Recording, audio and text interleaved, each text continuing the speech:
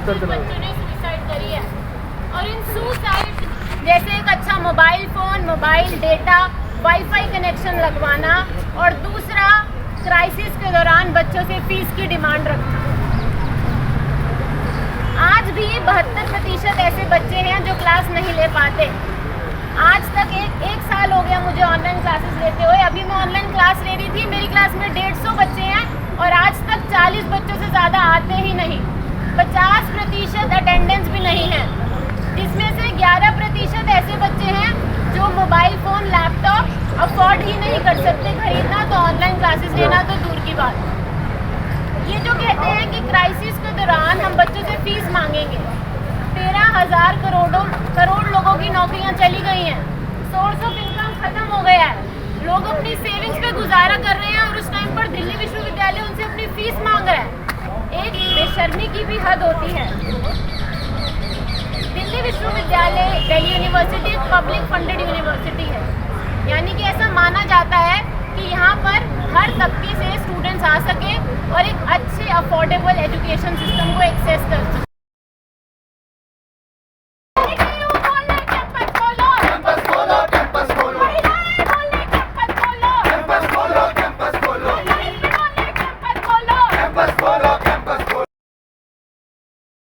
आइए जानते हैं हम कि यूनिवर्सिटी जो बंद है उसे क्यों ओपन करना चाहिए। तो आइए कुछ छात्र हमारे सामने हैं, तो उनसे पूछते हैं कि यूनिवर्सिटी क्यों ओपन करा जाए। तो हमारे साथ है आपका नाम? नीरज। तो ये बताइए कि जो प्रोटेस्ट हुआ ये छोटा सा, तो ये किस लिए हुआ था? और ये प्रोटेस्ट नहीं था, एक सिंबॉलिक था कि हम अगर आप विश्वविद्यालय नहीं खोलेंगे तो हम सड़कों पे बैठ के अपना विश्वविद्यालय चलाएंगे। जो विश्वविद्यालय की एक परिकल्पना है, विश्वविद्यालय केवल और केवल एजुकेट करने का वो नहीं है। विश्वविद्यालय में हर चीज़ का डायलॉग होता है। अगर ऑनलाइन एजुकेशन और इन सब चीज़ों में वन वे कम्युनिकेशन होता है, और विश्वविद्यालयों का जो मेन वो है वह यहाँ डायलॉग। हमारे बीच में बहुत सारे संशय, जो मॉडर्निटी की सबसे बड़ी है कि हर चीज़ में स्टूडेंट के अंदर या एक आदमी जानने वाले के अंदर एक संशय होता है। उस संशय की खोज करता है मॉडर्निटी का सबसे पहला प्रिंसिपल, और विश्वविद्यालय वही चीज़ें प्रोवाइड कराता है कि आप उस संशय को कैसे दूर करें और उसके अंदर जाने का तौर तरीका और कैसे एक समाज का निर्माण करना, एक बेहतर समाज का निर्माण करना, वो विश्वविद्यालयों में एक डायलॉग के माध्यम से चलाए जाते हैं। क्या अच्छा है, क्या बुरा है, यही डिस्कशन से पता चलता है। तो ऑनलाइन एजुकेशन में जो सबसे बड़ी चीज़ है कि हम उस चीज़ को रोक दे रहे हैं कि मतलब वन वे कम्युनिकेशन के थ्रू हम डायलॉग नहीं कर रहे हैं, ना स्टूडेंट्स से सवाल जवाब कर रहे हैं। जो टीचर भी स्टूडेंट से सीखते हैं, स्टूडेंट भी टीचर से सीखते हैं, और आपस में भी उनके बीच एक माहौल तैयार होता है, एक सामाजिकता तैयार होती है विश्वविद्यालयों के अंदर या क्लासेस के अंदर। वो सारी चीज़ें ख़त्म कर रहे हैं। प्लस विश्वविद्यालय बस केवल और केवल इन चीज़ों के लिए नहीं है कि क्लासरूम्स चल रहे हैं, और ये विश्वविद्यालय में नेशनल इंटरनेशनल सारे इशूज़ पे बात होती हैं। सारे मुद्दे, सरकार जो बिल्स ला रही है या संसद में जो कानून पारित हो रहे हैं या हमारी डेमोक्रेसी कैसे चल रही है, विश्वविद्यालय उस पर अपना अहम रोल प्ले करता है। पिछले 4 सालों में अगर देखा जाए 2016 से लेकर 2020 तक लगभग सारे मूवमेंट को विश्वविद्यालयों ने लीड किया है। सारी बातों पे चर्चा किया, चाहे रोस्टर हो, चाहे SC ST कानून में परिवर्तन के खिलाफ इन्होंने जो आंदोलन किया, उसके अलावा जो रिजर्वेशन को लेके, फिर छात्र विश्वविद्यालय पे हो रहे हमलों के खिलाफ, फिर CA NRC, हर मुद्दे पे स्टूडेंट खड़ा रहा। अभी आप देखें दिल्ली में इतना बड़ा किसान प्रोटेस्ट चल रहा है, लेकिन विश्वविद्यालय अपना रोल प्ले नहीं कर पा रहा है। कारण क्या? स्टूडेंट्स नहीं है। स्टूडेंट सड़कों पे आता है, उन चीज़ों के बारे में अवेयरनेस फैलाता है। इसलिए विश्वविद्यालय खोलना ज़रूरी है, क्योंकि हम सारे इशूज़ पे बात करते हैं और हर चीज़ के लिए अवेयर रहते हैं। क्योंकि विश्वविद्यालयों ने ही बड़ी बड़ी जीत, मतलब बड़े बड़े आंदोलन खड़े किए हैं, क्योंकि स्टूडेंट अवेयर होता है, वो जनता के बीच जाता है, जनता को खींच कर लाता है। ये सब कारण की वजह से विश्वविद्यालय खोलना बहुत तो क्या मतलब जैसे कि वर्तमान समय में जो प्रोटेस्ट हो रहे हैं या जो बिल आ रहे हैं सरकार के द्वारा, तो क्या सिर्फ उसके विरोध के लिए, उसके समर्थन के लिए विश्वविद्यालय खोलना जाना चाहिए? मेरे कहने का मतलब ये था कि विश्वविद्यालयों में इन चीज़ों पे चर्चा परिचर्चा होती है। अगर उसमें गलतियां नज़र आती हैं तो हम सरकार से, एक डेमोक्रेटिक वे होता है कि स्टूडेंट इस पे सरकार के सामने पक्ष रखता है। अगर वो डेमोक्रेटिक वे ही बंद कर दिया जाएगा तो सरकार को कौन सुझाएगा रास्ता? सरकार तो कोई भी कानून बिल्स बिना स्टेक होल्डर से बात किए ला देगा। स्टूडेंट्स एक ऐसी कम्युनिटी जो ऑर्गेनिक है, मतलब जैविक है, वो हर चीज़ों के बारे में बहस करती है, हर चीज़ों के बारे में जानकारी रखती है। अगर हम स्टूडेंट्स को ही नहीं उसमें पार्टिसिपेट करने दे रहे हैं, पार्टिसिपेट कब करेगा? जब इस विश्वविद्यालय में बैठेगा। अगर वो घरों पे बैठा है तो वो अलग अलग है, वो कम्युनिकेट नहीं कर पा रहा है। डायलॉग, जो मैंने कहा, डायलॉग नहीं हो रहा, उनके बीच में बातचीत नहीं हो रही है। मैंने एक चीज़ और बोला आपसे कि विश्वविद्यालयों में डायलॉग केवल और केवल स्टूडेंट्स के बीच में ही नहीं होता है, टीचर्स भी सीखता है, स्टूडेंट भी सीखता है, प्लस एक कम्युनिटी बनी होती है वहाँ उन चीज़ों के बारे में सीखते हैं। मैंने कहा क्लासरूम में आपको बस लिटरेट किया जाता है, एजुकेट आप एक माहौल में होते हो, वो चीज़ विश्वविद्यालयों के कैंपसेज में मिलती है। माहौल से दूर कर दिया गया ताकि आप न सवाल कर पाएँ सरकार से, न जो भी नेशनल इशूज या इंटरनेशनल इशूज है उस पर बातचीत न कर पाए, इसलिए विश्वविद्यालय बंद कर तो सरकार तो ये कह रही है कि हम कोविड के वजह से जो महामारी चल रही है, जिसकी वजह से स्टूडेंट को कहीं ना कहीं कोविड से बीमारी ना फैले या कोरोना ना फैले, इसके लेकर सरकार तो इसका ये कहती है कि इसलिए हमने यूनिवर्सिटी को बंद कर रखा है। इस पर एक दलील मेरी ये है कि अगर आप चुनाव करा सकते हो, बंगाल में बड़ी बड़ी रोड शो करा सकते हो, हर चीज़ करा सकते हो, ट्रेन चला रहे हो, रेल वगैरह प्रॉपरली चल रही हैं, बसेज चल रही हैं, हर जगह कुछ न कुछ एक गाइडलाइन के तहत जब आप कर रहे हो, स्टूडेंट्स के पास साथ भी आप वही करो। विश्वविद्यालयों को प्रॉपर गाइडलाइन के थ्रू, हम नहीं कहते हैं कि नहीं कोविड नहीं है, अगर है कोविड तो आप प्रॉपर गाइडलाइन के थ्रू विश्वविद्यालयों को खोलो, लाइब्रेरीज को खोलो। सबसे ज़्यादा स्टूडेंट्स को दिक्कत क्या हो रही है? रिसर्च स्कॉलर्स और कार्ड पे आपकी 4 बुक्स इशू होती हैं, क्या 4 बुक से कोई स्टूडेंट रिसर्च कर पाएगा?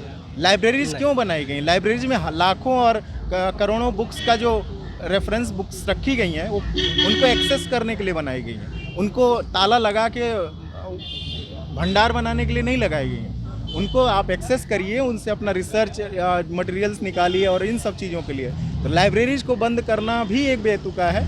आप क्लियर गाइडलाइन, जब हर चीज़ ओपन हो रही है, इंडस्ट्रीज में प्रोडक्शन हो रहा है, लेबर्स वापस आ रहे हैं फिर से, जब सब कुछ हो रहा है, आपका पूरा देश की इकोनॉमी फिर से चलने लगी है, तो फिर केवल विश्वविद्यालय क्यों बंद किया है आपने? बाकी सारी चीज़ें, उत्तर प्रदेश में स्कूल्स खुल गए हैं, फिर आपके दिल्ली में भी स्कूल्स कुछ गाइडलाइंस के अनुसार खुल चुके हैं, तो आप विश्वविद्यालय क्यों नहीं खोलो? स्कूल के माने में मैंने मेरे भी कुछ मित्र हैं जो स्कूल में जाते हैं या, तो वो सब तो ये कह रहे हैं कि सिर्फ 10th एंड 12th का खुला है, जिसके बोर्ड एग्जाम आ रहे हैं तो सिर्फ उनके लिए खुला है ना, वो तो बोर्ड एग्जाम आए हैं उनके। क्या विश्वविद्यालयों में पढ़ने वाले बच्चों के एग्जाम्स और ये सब चीज़ें नहीं हैं? हाँ।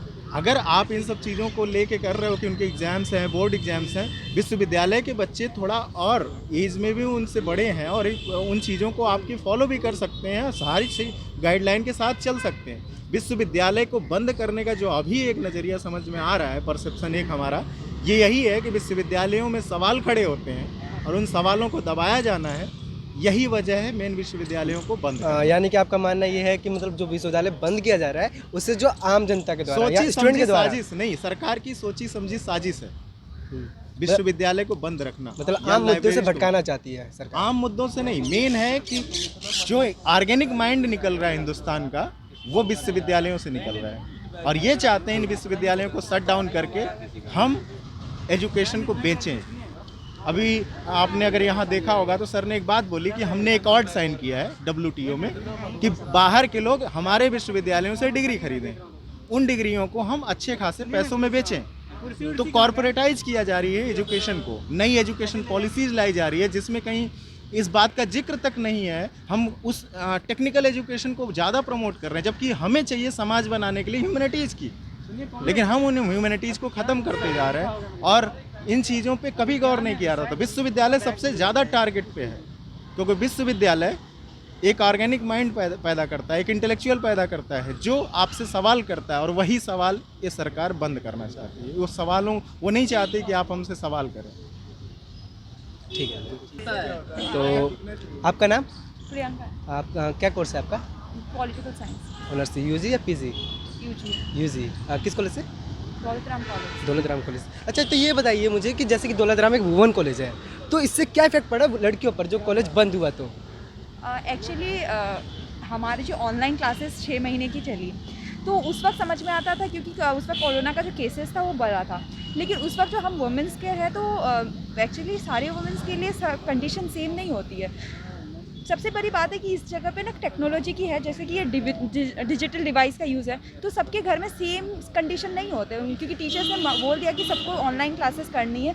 तो उस 6 महीने में तो जिन्होंने जैसे तैसे काम चला लिया, किसी ने क्लास नहीं अटेंड किया, किसी ने क्लास अटेंड किया, जिनके पास जो डिवाइस थी, किसी के पास लैपटॉप नहीं है, किसी के पास लैपटॉप है तो वो अटेंड कर रहे हैं सही से। लेकिन इसमें यही बात है कि डिवाइसेस का, और फिर लड़कियों के लिए जो है कि लड़कियों पे ये बाधा नहीं है कि काम वाम करना, बस डिवाइसेस का प्रॉब्लम था, जो मुझे लगता था कि उस वक्त तो सही था। लेकिन अभी जो कोरोना का स्थिति अब तो नॉर्मल है, तो इस वक्त अब सब स्टूडेंट्स आ भी रहे हैं, सब कुछ खुल गया है, तो इस हिसाब से तो खुलना चाहिए। अगर आप कह रहे हैं कि सब मतलब स्टूडेंट आ भी रहे हैं, सब खुल रहा है, तो ये खुलने का मतलब क्या है? क्या कैंपस खुल रहा है? कैंपस नहीं खुला, लेकिन वही जैसे कि मेरे आगे वाले वक्ता ने इन्होंने बोला कि जैसे कि हर एक चीज़ खुल गया, जैसे रेलवे स्टेशन खुल गया है, तो लाइब्रेरी खोल देते तो इन्होंने बुक्स हम इश्यूज़ कर सकते, वहाँ जाके बैठ के पढ़ सकते थे, फिर कैंपस खोल सकते थे, क्योंकि अब वो वैसी स्थिति नहीं रही है। 10th-12th के स्टूडेंट्स बच्चे आके पढ़ सकते हैं, तो हम तो उनसे ज़्यादा सीनियर है। और रही बात है कि अभी डिवाइसेस की सबके पास सेम सुविधा नहीं होती है, तो यही एक मेन कारण है कि खोलना। Thank you. हम एक और हमारे साथ हमें एक छात्रा है जिनसे हम एक और क्वेश्चन पूछते हैं। पहले तो आप अपना नाम बताइए। मेरा नाम एकता वर्मा है। आपका कोर्स? मैं पीएचडी कर रही हूँ हिंदी साहित्य से। हिंदी साहित्य से? जी। ये तो हिंदी साहित्य यानी कि भारत की राष्ट्रीय भाषा, राजभाषा। राज्य भाषा या राष्ट्रीय भाषा, राजभाषा। थोड़ा सा कन्फ्यूजन हुआ, कोई बात नहीं। तो क्या डिफरेंस है ये राज्य भाषा और राष्ट्रीय भाषा में? राष्ट्रीय भाषा की जब बात करते हैं तो पूरे देश की एक कोई भाषा हो, वो होगी राष्ट्रीय भाषा। लेकिन राजभाषा की जब हम बात कर रहे हैं तो जिसमें वहाँ का ऑफिशियल काम हो, ऑफिशियल लैंग्वेज जिसे बोलते हैं, वहाँ का जो काम का जो ऑफिस का होता है, उससे उसको रिलेट करते हैं। उससे डेट करते हैं, मतलब जैसे कि मैं कैंपस आता हूँ या मैं कॉलेज में एडमिशन लेता हूँ, ठीक है, तो एडमिशन जब मैंने लिया तो वहाँ पर फॉर्म में जो मिलता है वो इंग्लिश में भी मिलता है, हिंदी में मिलता है। तो इसमें से मैं कैसे डिसाइड करूँ कि ये राज्य भाषा या राष्ट्रीय भाषा, मतलब ये कैसे डिसाइड करें? या आपने कहा देखिए, भारत हिंदी? के संविधान में 22 राजभाषाएं दी गई हैं, ठीक है। इसमें ऑफिशियल काम हो सकता है, इसके अलग अलग वर्ग हैं।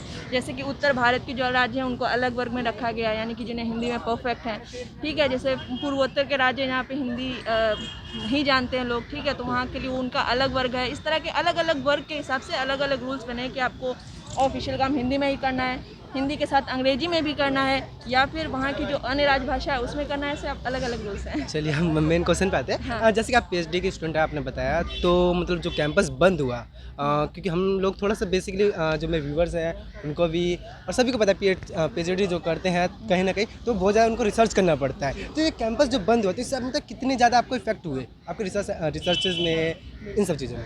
देखिए, रिसर्च में जो सबसे ज़रूरी 2 चीज़ें होती हैं वो होती हैं आपकी किताबें और दूसरा आपका डिबेट डिस्कशन, ठीक है।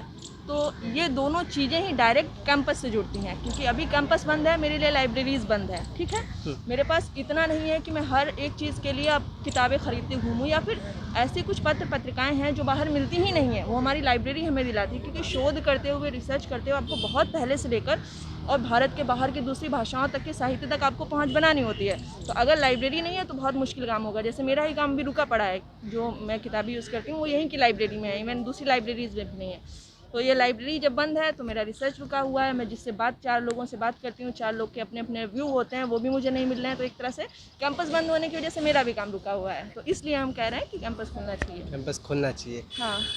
बाकी आपने जो प्रश्न ही पूछा कि एक लड़की होने के नाते कैंपस क्यों खुलना चाहिए। देखिए, आप जानते हैं कि हम ऐसे देश में रहते हैं जहाँ पे ये बोला जाता है कि लड़की है ना, अगर उसे फ़ोन दे देंगे तो लड़की बिगड़ जाती है ना। अगर लड़की कहीं रेप भी होता है उसके लिए कहते हैं आजकल की लड़की की गलती होगी, फ़ोन रहते हैं, लड़कों से बात करती हैं, तो ऐसा होगा ही। तो ऐसे कंट्री में आप कैसे एक्सपेक्ट कर सकते हैं कि एक लड़की फ़ोन के द्वारा पूरी पढ़ाई कर लेगी।